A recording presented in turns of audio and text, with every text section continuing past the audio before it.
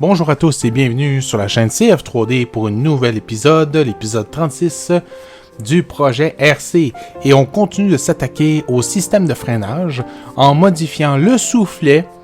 Pourquoi on modifie le soufflet? Pour deux raisons. Un, on va ajouter des arrondis pour renforcer la structure. La structure qui, elle, va soutenir le système de freinage. Donc, par effet centripète, on dit tout le temps qu'on dit c'est un effet de centrifuge, mais le vrai effet, c'est un effet centripète. L'effet centripète, c'est que ça l'envoie en ligne droite perpendiculaire à un point sur un cercle, la force de mouvement. Donc, par effet centripète, je m'attends à ce que lorsque le frein à disque vienne saisir le disque, celui-ci vienne faire une force perpendiculaire à toute la surface du disque sur le soufflet, étant donné que le soufflet, ce sera la seule structure qui va soutenir l'étrier de frein. Donc, l'idée, ça va être de renforcer celle-ci grâce à des arrondis de la pièce. Bien entendu, c'est un petit système, fait qu'il n'y aura pas une très grosse pression, quoique ça peut être surprenant pour un auto téléguidé. Puis donc, je me suis rattaqué aussi à l'étrier de frein parce que j'ai réalisé que mon étrier, de la manière que j'étais en train de le concevoir, c'était pas la bonne façon de le faire. Je me suis inspiré beaucoup des freins à disque Brembo. Donc, je vais me refaire un étrier 100% personnalisé en me basant sur ce qu'eux ont fait. J'ai fini, à force de regarder, réfléchir comment que ça fonctionnait, j'ai fini par comprendre comment eux, ils se sont pris pour fabriquer leur propre étrier de frein et comment que ça fonctionne. J'ai l'intention de vous le montrer dans cette vidéo. Vidéo que, si vous regardez le temps réel affiché en bas à droite, va durer environ 40 minutes, que j'ai résumé en 6 minutes, ou 8 minutes pour être plus exact.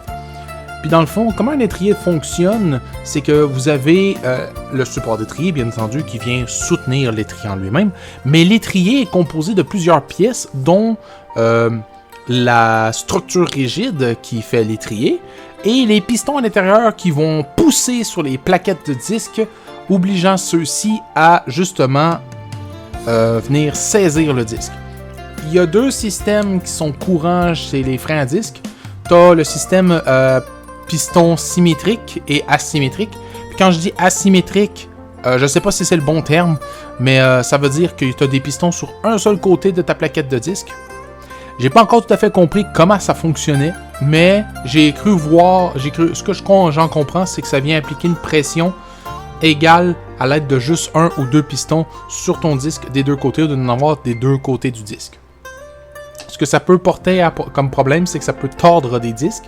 Je suppose que ça devait être les premiers problèmes des premiers freins à disque. C'est pour ça aujourd'hui qu'on les a doublés, les épaisseurs. Un peu comme moi, j'ai troué mes freins à disque bord en bord du disque. L'idée en arrière, bien entendu, c'est de toujours optimiser l'efficacité de freinage. Donc, ça va être des freins à disque double piston, mais autant en avant qu'en arrière. Donc, j'ai l'intention d'ajouter des valves de pression qui vont me permettre d'ajuster la pression des freins avant, les freins avant par rapport à ceux d'en arrière, dans l'ultime but de stabiliser le freinage, parce que si on bloque les freins en arrière, je vais partir sur un drift, et c'est pas ça qu'on recherche. On veut un freinage à peu près égal pour tout le véhicule lorsqu'on va vouloir atteindre une très bonne vitesse. Si vous avez deviné la vitesse, oui, parce que j'ai un projet d'atteindre une certaine vitesse. Si vous avez deviné la vitesse max que je souhaite atteindre avec ce véhicule-là, écrivez-le en commentaire et j'écriverai à vous si vous avez trouvé. Sinon, vous pouvez continuer d'écouter la vidéo. La plaquette de frein initialement que j'ai conçue va finir en deux pièces. Pourquoi? Parce que je veux que la zone d'usure soit interchangeable. Et pour ce faire, il faut qu'il soit au minimum rifté ou soutenu par des vis de pression. Donc, dans l'idée, je vais faire en sorte que ma plaquette soit interchangeable.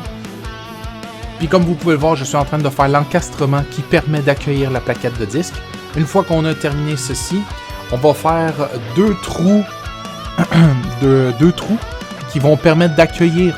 Attention, les trous, il ne faut pas qu'ils passent bord en bord de la pièce, ils vont avoir une limite de profondeur. On va faire deux trous qui vont permettre d'accueillir justement les pistons qui vont rentrer et sortir de l'étrier. Ces pistons-là vont être d'une très grosse grosseur par rapport à la pièce. parce que je veux m'assurer que lorsque le piston va pousser via le système hydraulique, oui, j'ai pas l'intention de le faire à câble, je veux le faire hydraulique parce que ma redondance de système va être à câble pour justement garantir un freinage du véhicule si jamais le système lâche, ou je veux pouvoir justement me sauver d'une possible catastrophe irréversible du style le véhicule ne freine pas, fonce dans une voiture de quelqu'un ou une rambarde ou quoi que ce soit et c'est la fin du projet, plus des frais à réparer, ça me tente pas. Fait qu'il faut que je garantisse le freinage. Donc ça va être un système hydraulique et un système à câble pour garantir justement le bon fonctionnement du freinage, quoi qu'il arrive. Le frein d'urgence va être pas juste un bouton que tu appuies, il vient serrer les disques, quoique ça va dépendre aussi si je fais un ajustement ou pas. Ça va être un système qui va fonctionner de façon conjointe. En tout cas, je ne sais pas comment je vais ajuster ça, mais l'idée vient comme ça. Si vous avez des idées pour le projet, que vous aimeriez participer, faites-moi en part dans les commentaires. Je suis toujours ouvert à l'idée de nouveaux idées, des correctifs ou quoi que ce soit. En attendant, je vais vous laisser profiter des quelques minutes qui restent de la vidéo. N'hésitez pas à liker, commenter, partager la vidéo, abonnez-vous. J'ai récemment perdu un abonné, ce qui me fait un peu mal parce que j'aurais aimé savoir pourquoi il s'est désabonné, puis je ne saurais jamais c'est qui. Mais bon, on va continuer à vivre, à faire vivre la chaîne. J'espère que d'autres abonnés, d'autres gens sont intéressés et viendront s'abonner. Ça fait vivre la chaîne, ça va me permettre d'avancer sur YouTube, d'être plus présent. Comme je l'avais écrit en commentaire, comme post, j'ai récemment fait l'acquisition de Assetto Corsa Competition. J'ai l'intention d'acheter un logiciel qui va me permettre de faire un suivi en temps réel, en time attack de mes trajectoires, établir des nouvelles stratégies dans le but de participer aux compétitions, peut-être éventuellement obtenir un baquet. Tout va se faire en temps et en heure. D'ici là, j'espère que je vais quand même trouver un moyen de m'améliorer parce que je peux pas rester stagnant. Je veux pouvoir vous montrer plus que 2-3 courses. J'aimerais vous en enchaîner 4-5 dans une vidéo de 30 minutes. Ce sera beaucoup plus intéressant à regarder.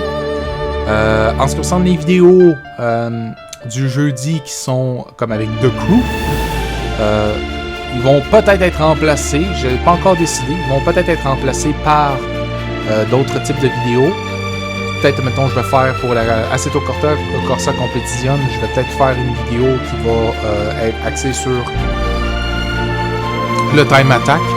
Puis la fin de semaine, ça va être la vidéo de compétition que je vais soit me battre contre des joueurs ou des IA. Ça reste à déterminer sur quel type de course je risque de tomber. J'ai pas envie de jouer à un jeu de Demolition Derby. C'est pas pour ça que j'ai acheté Assetto Corsa. C'est vraiment pour faire de la course et être quand même compétitif. Donc, je merci beaucoup d'avoir écouté cette vidéo. N'hésitez pas à liker, commenter, mettre des pouces bleus, partagez la vidéo. Écrivez-moi vos ressentis, vos idées, et on se dit à bientôt pour d'autres vidéos sur la chaîne CF3D alias Nitrox03. Je vous dis à plus, soyez prudents sur la route pour ceux qui conduisent, et surtout, amusez-vous bien. Ciao!